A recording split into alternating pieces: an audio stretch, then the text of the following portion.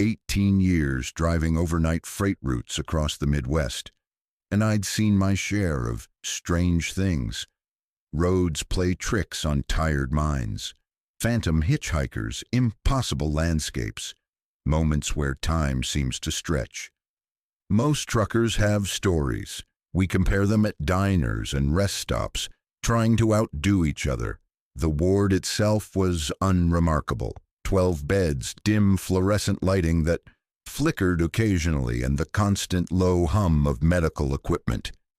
But something about the air felt wrong, like it had weight to it. Each breath I took felt like drawing in cold syrup. My station was positioned at the center of the horseshoe layout, allowing me to see most patient doors. Mrs. Winters in room 703 needed checking every hour. Terminal cancer patient, heavily sedated. Mr. Grayson in 705 had just come out of surgery. The others were stable, or so the chart said. Around 2 a.m., the monitors started acting strange. Vitals would jump erratically, then normalize before I could even stand from my chair. The first few times I hurried to check the patients, but found them all sleeping peacefully. After the fifth false alarm, I began to doubt the equipment. The phone at my station remained dead silent all night. No calls from other floors, no check-ins from my supervisor, just the soft beeping of monitors and the occasional groan from behind closed doors.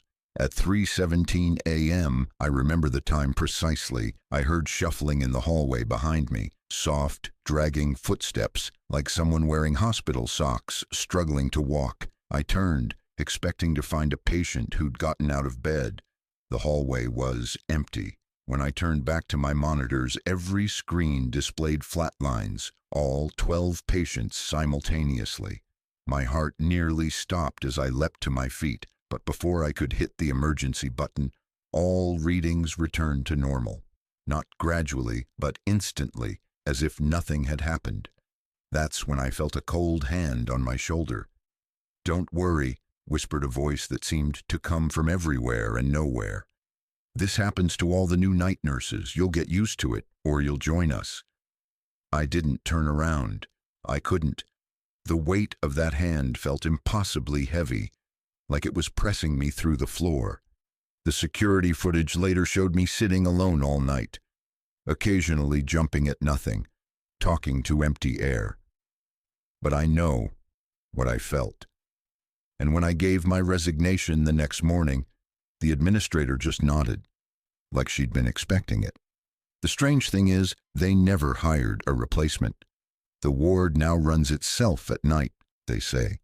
All vitals monitored remotely, but sometimes when staff pass by Ward 7 after midnight, they swear they can see someone sitting at the nurse's station, staring at screens that shouldn't be on. If you enjoyed this tale from the night shift, don't forget to hit that like button and subscribe for more terrifying stories. Leave a comment sharing your night shift experiences. We'd love to hear what keeps you up at night. The 911 dispatch center is never truly quiet, but third shift comes close. Just the soft clicking of keyboards, occasional radio chatter, and the hum of the ventilation system. After 4 years working graveyard, I'd grown accustomed to the rhythm. Call volumes drop around 2 a.m., pick up again near dawn. Tonight was different. The center felt colder. My colleagues noticed it too. Jackie kept her jacket on, and Miguel plugged in the small space heater we weren't supposed to have. "Building maintenance issue," our supervisor muttered, avoiding eye contact. 10 minutes before midnight, the first call came in. I still remember the case number, 22-7701. 911, what's your emergency? Standard greeting, muscle memory by now. Nothing but static at first, then a voice, distant, distorted, like someone speaking through water. "Help! Coming!" A child's voice, I thought. "I'm here to help. What's your emergency? Can you tell me your location?" More static then. "They're coming through the walls." My skin prickled. "Who's coming through the walls?" Are you in danger? I need your address. 2232 Lakewood Drive. The voice suddenly became crystal clear, adult now. They're already inside. They're wearing our faces. I signaled to my supervisor as I continued. I'm dispatching officers to your location. Stay on the line with me. They won't see what I see, the caller whispered. They never do. But you will. The line went dead. I immediately dispatched 2 units to the address.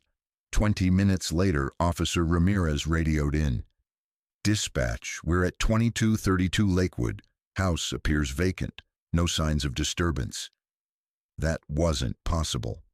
The address had come through our system as a valid residence. Stand by, I replied, pulling up property records. What I found made no sense. 2232 Lakewood Drive had burned down 3 years ago. The entire family, parents, 2 children, had perished. As I was processing this information, calls started flooding in. Every line lit up simultaneously. I answered the nearest one. 911, what's your emergency? They're coming through the walls. The same voice, the same message. I switched lines. 911, what's your... They're coming through the walls. Every line. The same voice, the same message. My colleagues looked at me in confusion. Their lines were silent. Then the lights flickered and our entire system crashed. Something that had never happened in the history of the center. Emergency backup power kicked in, bathing the room in dull red light. In that crimson glow, I noticed something on my monitor. A reflection that wasn't mine. A face charred and blackened, mouth open in a silent scream. The system came back online 5 minutes later. No trace of the calls in our logs. No record of officers being dispatched. But the next day, construction workers broke ground at 2232 Lakewood Drive to rebuild. What they found beneath the foundation made national news.